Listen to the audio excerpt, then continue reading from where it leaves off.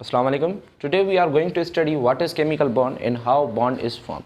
So first of all, what is chemical bond? Chemical bond है क्या दरअसल? Chemical bond वो force of attraction है जिसके तहत एटम्स आपस में मिलकर मॉलिक्यूल और कंपाउंड बनाते हैं। जैसे मैंने यहाँ पर डेफिनेशन लिखी है, the force of attraction which hold atoms into the molecules और कंपाउंड। नाउ मैं इस टॉपिक के मुतालिक आपको दो एग्जांपल देता हूं। जैसे कि वाटर है हमारे पास H2O और हमारे पास दूसरा एग्जांपल है CH4 मीथेन का। जब हाइड्रोजन के दो एटम और ऑक्सीजन का एक एटम आपस में केमिकल बॉन्ड फॉर्म करते हैं, आपस में जब उनके दरमियान फोर्स ऑफ अट्रैक्शन पैदा होती है तो हमें वाटर का एक मॉलिक्यूल मिल जाता है। और सेम वे से CH4 जब कार्बन के साथ 4 हाइड्रोजन के एटम्स फोर्स ऑफ अट्रैक्शन के तहत कंबाइन होते हैं तो हमें एक मॉलिक्यूल मिल जाता है जिसका नाम होता है मीथेन। नाउ द फोर्सेस दो जो बॉन्ड जब बनता है तो उसमें दो टाइप की फोर्सेस होती हैं। एक होती है फोर्स ऑफ रिपल्शन और दूसरी होती है फोर्स ऑफ अट्रैक्शन। हमें पता है कि जो एटम होता है उसका जो न्यूक्लियस होता है उसमें एक होता है प्रोटॉन जिस पे पॉजिटिव चार्ज होती है और दूसरा होता है न्यूट्रॉन जो इलेक्ट्रिकली न्यूट्रल होता है। और जो न्यूक्लियस के जो अराउंड शेल्स होते हैं उनमें होता है इलेक्ट्रॉन जिस पर नेगेटिव चार्ज होती है। जब दो एटम एक दूसरे के सामने आते हैं तो जो न्यूक्लियस है जिसमें पॉजिटिव चार्ज है, दोनों एटम्स का न्यूक्लियस एक दूसरे पर फोर्स, उन दोनों के दरमियान, दोनों न्यूक्लियस के दरमियान एक फोर्स जनरेट होती है जिस फोर्स को हम बोलते हैं force of repulsion. Force of repulsion करता क्या है, उन दोनों को करीब नहीं आने देता, उन दोनों एटम्स को एक दूसरे से दूर दूर करता है। सेम वे से यहाँ पर इलेक्ट्रॉन भी है, इलेक्ट्रॉन भी दूसरे एटम के इलेक्ट्रॉन पर फोर्स लगाएगा जो फोर्स ऑफ रिपल्शन लगाएगा। मीन्स दोनों एटम एक दूसरे के करीब नहीं होंगे बट दोनों एटम्स एक दूसरे से दूर चले जाएंगे। फोर्स ऑफ अट्रैक्शन में क्या होता है, जो एक एटम का जो न्यूक्लियस होता है, मीन्स जो उसमें प्रोटॉन होता है न्यूक्लियस का, वो दूसरे एटम के इलेक्ट्रॉन से ज्वाइंट होता है। मीन्स उन दोनों के दरमियान एक फोर्स लगती है जिसको हम बोलते हैं फोर्स ऑफ अट्रैक्शन। उस फोर्स ऑफ अट्रैक्शन के तहत दोनों एटम्स आपस में ज्वाइंट होते हैं, आपस में कंबाइन होते हैं, जिसकी सूरत में हमें मॉलिक्यूल्स मिलते हैं। तो यहाँ पर एक और भी क्वेश्चन आता है कि ये जो हमारे पास, सपोज करें कि हमारे पास एक एटम है, वी नो दैट कि प्रोटॉन हमेशा न्यूक्लियस में होता है और इलेक्ट्रॉन रिवॉल्व करते रहते हैं, कि ये जो एक एटम है उसके जो अंदर प्रोटॉन है क्या उसमें भी रिपल्शन, फोर्स ऑफ रिपल्शन पैदा होती है? जी हाँ, बिल्कुल होती है। ये फोर्स ऑफ रिपल्शन का तहत फोर्स ऑफ रिपल्शन का कॉन्सेप्ट ये है कि वो किसी भी सेम थिंग्स के दरमियान लगेगी। मीन्स वो या चार्जेस, सेम चार्जेस हो, क्या कोई और चीज़ हो। यहाँ पर हमने चार्जेस लिए, जैसे कि हमारे पास यहाँ पे प्रोटॉन है, उसका पॉजिटिव चार्ज है। एक एटम में पता नहीं कितने किस में 2 होते हैं, किस में 3 होते हैं, किस में 4 प्रोटॉन होते हैं। तो यहाँ पर मैंने एक एटम बनाया है जिसमें 2 प्रोटॉन है और 2 इलेक्ट्रॉन है। तो फर्स्ट ऑफ ऑल मैं आपको बताऊंगा कि प्रोटॉन में फोर्स ऑफ रिपल्शन पैदा होती है क्या नहीं होती। फोर्स ऑफ रिपल्शन बिल्कुल पैदा होती है, बट यहाँ पर क्या होता है कि ये जो प्रोटॉन है वो इनक्लोज होता है न्यूक्लियस में, तो उस वजह से न्यूक्लियर जो फोर्स होती है वो उस पर एग्जर्ट करती है।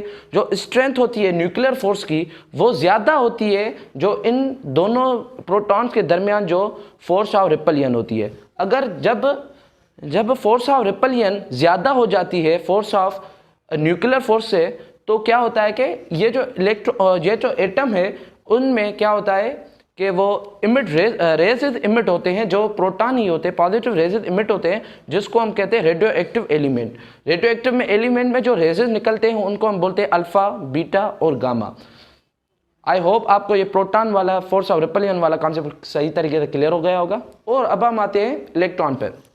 इलेक्ट्रॉन में फोर्स ऑफ रिपल्शन उस वजह से प्रोड्यूस नहीं होती क्योंकि ये दोनों स्पिन करते हैं। जब ये इलेक्ट्रॉन यहाँ पर होता है तो ये इलेक्ट्रॉन यहाँ पर होता है। मीन्स ये एक दूसरे के सामने नहीं होते।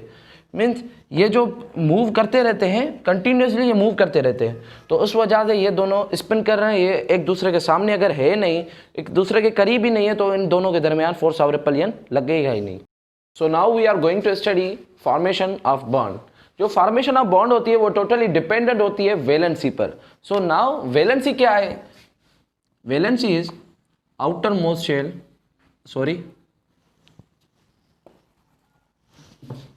Electron of outermost shell.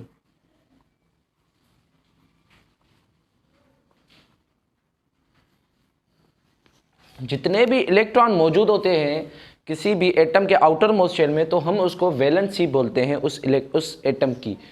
जो फॉर्मेशन ऑफ बॉन्ड होती है वो कैसे होती है? बाय लूजिंग और गेनिंग ऑफ इलेक्ट्रॉन। मीन्स ये दो एटम्स के दरमियान जब बॉन्ड बनेगा तो क्या करेंगे, एक एटम उसको अपना एक इलेक्ट्रॉन देगा और दूसरा एटम उसको ही हासिल करेगा इलेक्ट्रॉन, वही इलेक्ट्रॉन।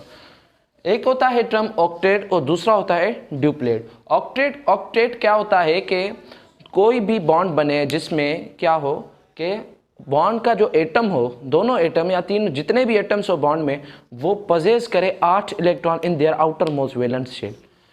मीन्स जैसे मैंने यहाँ पर दो एग्जाम्पल दिए हैं, कार्बन डाइऑक्साइड और NaCl का। NaCl का जो टोटल एटॉमिक नंबर है वो है 11, और जो क्लोरीन का जो एटॉमिक नंबर है वो है 9 है। ठीक है। ये जो सोडियम है उसका जो 2 इलेक्ट्रॉन उसके फर्स्ट शेल में आ जाते हैं Na, उसके जो 2 इलेक्ट्रॉन होते हैं वो उसके फर्स्ट शेल में आ जाते हैं। उसके बाद जो उसके 8 इलेक्ट्रॉन होते हैं वो उसके दूसरे शेल में आ जाते हैं। अब उसका एक इलेक्ट्रॉन बचता है, यहाँ पर जगह नहीं है सही तरीके से, मैं यहाँ पर लिख नहीं पा रहा, तो सो दैट यहाँ पर मैं लिख रहा हूँ। सोडियम का एटॉमिक नंबर है 11 और क्लोरीन का जो एटॉमिक नंबर है वो है 9। ठीक है। यहाँ पर मैंने 17 है, 17। ओके। सोडियम का जो फर्स्ट 2 इलेक्ट्रॉन होते हैं वो फर्स्ट शेल में होते हैं, उसके जो दूसरे शेल में होते हैं वो 8 इलेक्ट्रॉन होते हैं। ठीक है। ये अब टोटल हो गए 10 इलेक्ट्रॉन, और उसके पास टोटल होते 11 इलेक्ट्रॉन, तो उसका जो लास्ट तीसरा शेल होता है उसमें 1 इलेक्ट्रॉन होता है। और क्लोरीन का 2 फर्स्ट शेल में होते हैं। ठीक है। उसके बाद 8 उसके दूसरे शेल में होते हैं।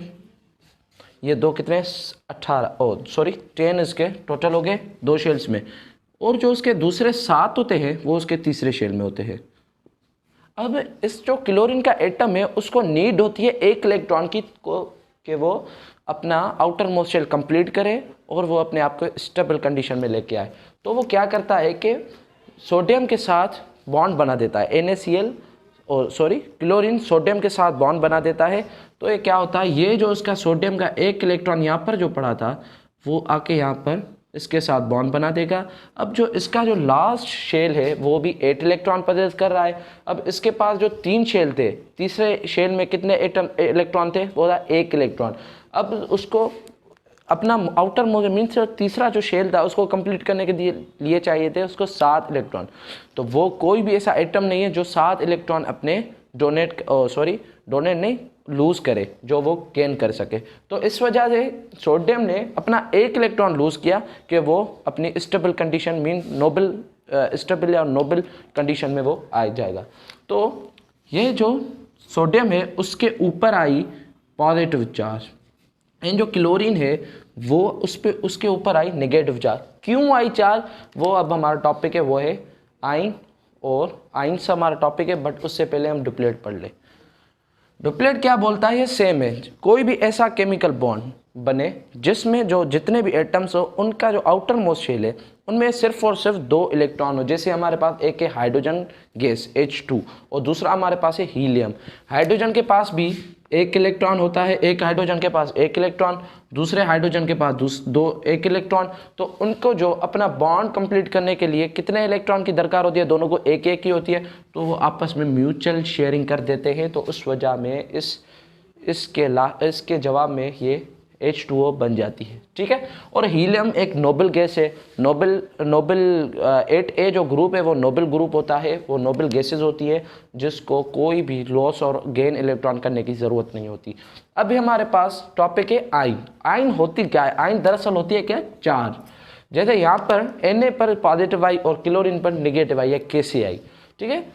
आयन होती है चार्ज। आयन होते 2 अकसाम के, एक होती है केटाइन और दूसरा होता है एनाइन। केटाइन क्या होता है, वो उस पर पॉजिटिव चार्ज आती है। किस वजह से पॉजिटिव चार्ज आती है, वो क्योंकि वो इलेक्ट्रॉन को क्या करता है, लूज करता है। जिस वे में यहाँ पर सोडियम ने अपना एक इलेक्ट्रॉन लूज करके वो क्लोरीन को दिया, और जो एनाइन होती है उसमें आती है निगेटिव चार्ज। किस वजह से निगेटिव आती है, क्योंकि वो इलेक्ट्रॉन को गेन करता है। जैसे यहाँ पर क्लोरीन ने इलेक्ट्रॉन गेन किया तो उस पर निगेटिव चार्ज आई, जब यहाँ पर सोडियम ने इलेक्ट्रॉन को लॉस किया तो उस पर पॉजिटिव चार्ज आई। अब पीरियोडिक टेबल के हिसाब से कुछ जो ग्रुप है, ग्रुप ए के जो कुछ पार्ट्स है, सब 1A 2A 3A 4A 5A 6A 7A और 8A, इन ग्रुप्स में से कौन से ग्रुप्स में इलेक्ट्रॉन गेन होते हैं, कौन कौन से ग्रुप में इलेक्ट्रॉन लॉस होते हैं, और कौन से ग्रुप है जिनमें म्यूचुअल शेयरिंग होती है, या कौन से ग्रुप है जिनमें नो नीड ऑफ इलेक्ट्रॉन होती है। सो जो फर्स्ट ए होता है, सेकंड ए और third A, group first A, group second A, group third A के जो एलिमेंट्स होते हैं वो ऑलवेज लॉस करते हैं इलेक्ट्रॉन को, क्योंकि उनको नीड होती है। फर्स्ट ए होता है जो ग्रुप फर्स्ट है, वो अपना एक इलेक्ट्रॉन लॉस करता है कि वो अपने आप को स्टेबल समझे। जैसे यहाँ पर सोडियम ने एक इलेक्ट्रॉन लॉस किया तो वो स्टेबल हो जाएगा, ठीक है। और जो 2A जो ग्रुप है वो अपने 2 इलेक्ट्रॉन लूज करता है कि वो अपनी स्टेबल कंडीशन में आ जाए, और जो 3A है वो अपने 3 इलेक्ट्रॉन लूज करता है कि वो भी स्टेबल कंडीशन में आ जाए। नाउ 5A 6A और 7A के जो ग्रुप होते हैं, ये जो 3 ग्रुप होते हैं वो हमेशा दूसरों से इलेक्ट्रॉन लेते हैं, मीन्स वो गेन ऑफ इलेक्ट्रॉन करते हैं। यहाँ पर क्या था, पहले ने 1 इलेक्ट्रॉन लूज किया, दूसरे ने 2 किए, तीसरे ने 3 किए। अब यहाँ पर वो उसका सारा का सारा रिवर्सिबल है। यहाँ पर 5A क्या करेगा, 5A 3 इलेक्ट्रॉन गेन करेगा, और यहाँ पर 6A क्या करेगा, 2 इलेक्ट्रॉन गेन करेगा, और यहाँ पर 7A क्या करेगा, 1 इलेक्ट्रॉन गेन करेगा। जैसे यहाँ पर क्लोरीन 7A ग्रुप का है और सोडियम 1A का था, उस वजह से सोडियम ने 1 इलेक्ट्रॉन को लूज किया और क्लोरीन ने 1 इलेक्ट्रॉन को गेन किया, तो उस वजह से दोनों पर पॉजिटिव, सोडियम पर पॉजिटिव और क्लोरीन पर निगेटिव चार्ज आ गई। अब जो 2 ग्रुप्स बचे हैं, एक बचता है हमारे पास 4A ग्रुप और होता है 8A ग्रुप। 8A ग्रुप जो होता है उसमें तो कोई नीड नहीं होती कि वो बॉन्ड फॉर्म करे, क्योंकि उनके जो भी एटम्स होते हैं वो दरअसल नोबल होते हैं। मीन्स जो उनका आउटर मोस्ट शेल होता है वो कंप्लीट होता है, तो उस वजह से उनको बॉन्ड बनाने की ज़रूरत ही नहीं होती। तो मैंने यहाँ पर मेंशन भी किया है, नो नीड ऑफ इलेक्ट्रॉन, ठीक है। नाउ 4A जो ग्रुप है वो क्या करता है, वो म्यूचुअल शेयरिंग करता है, पार्टनरशिप करता है, दूसरे एटम्स के साथ पार्टनरशिप करता है। मीन्स वो ना कि अपने इलेक्ट्रॉन किसी को दे देता है, ना कि किसी से ले लेता है, वो कहता है मैं भी दूंगा तू भी देगा, दोनों साथ में चलेंगे। तो ये था आज का हमारा पूरा का पूरा लेक्चर। सो आज हमने स्टडी किया what is chemical bond and how bond is form. Now एक रीज़न आता है कि एटम्स है जो वो क्यों केमिकल बॉन्ड फॉर्म करते हैं। सिर्फ और सिर्फ इसका सिंपल जवाब है कि आंसर है कि वो अपने आप को स्टेबल कंडीशन में रखने के लिए वो केमिकल बॉन्ड फॉर्म करते हैं। Thank you very much.